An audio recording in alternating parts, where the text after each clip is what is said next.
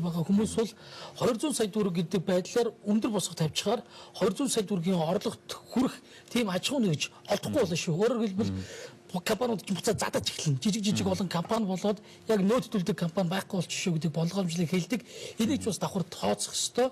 Гэхдээ өнөөдөр бид нар энийг тооцож чинь энэ арьсгалтай болж магадгүй хүлээгээд байхаар өнөөдөр жижиг аж ахуй нэгжүүдээ дэвжүүлэх, хөгжүүлэх боломжийг бүрдүүлэх бас боломжтой хандлага байгаа учраас энэ дээр зохистой зөв харилцааг олох хэрэгтэй болчиход байгаа шүү.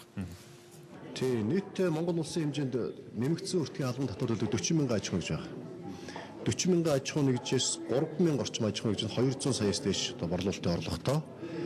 Нийт нэмэгдсэн өртгийн албан татварын 98%-ийг буюу 2 их найд 500 тэрбум төгрөгийн татвар төлж байгаа.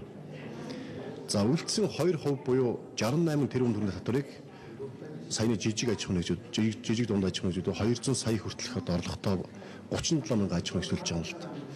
Эндээс нэг логик харагдаж байгаа. 200 сая төгрөгөөс дээш орлоготой болоод эхлэхээрээ компаниуд маань татвараа сайн төлж эхэлдэг юм байна. Нийгмийнхаа хариуцлага үүргээ ухамсарч эхэлдэг юм байна.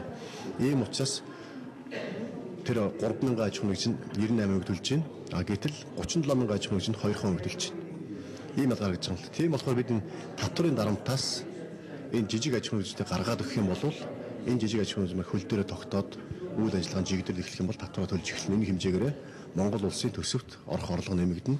Энэ эргээд эдийн Монгол улсын эдийн засгт эерэг нөлөөлтөй гэж үзэж л хуулийг санаачилсан юм. Харамсалтай нь улсын хурлууд хэлцэхгүй удаагаад байна.